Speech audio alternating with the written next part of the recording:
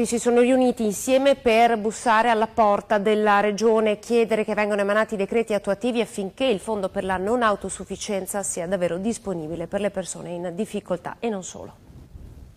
Noi non abbiamo dubbi che c'è stata un'azione di risanamento dei conti pubblici della Regione importante, però la cosa che noi diciamo, e questo non lo sottovalutiamo ovviamente, ma la cosa che noi diciamo è che questo è avvenuto a svantaggio di uno dei punti che noi riteniamo assolutamente fondamentali, che è la medicina di territorio. 5 anni fa è stata approvata una legge sulla tutela della non autosufficienza, ma i decreti che avrebbero dovuto mettere in atto questa normativa, renderla operativa insomma sul territorio, non sono mai stati emanati. I non autosufficienti ricoverati presso le case di riposo sono circa 25.000 che hanno il sostegno e l'impegnativa della Regione. Tutti quanti gli altri invece sono al proprio domicilio. Ciò che chiediamo noi è una politica attiva a sostegno delle famiglie.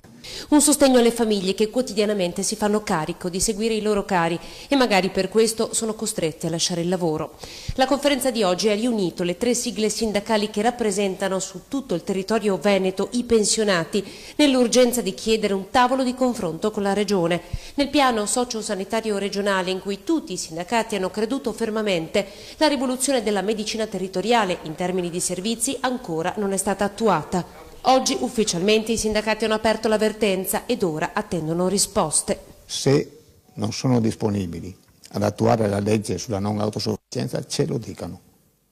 Abbiano il coraggio di dirlo. Questo è il problema di fondo, cosa che ovviamente fino adesso non hanno fatto. Ed ora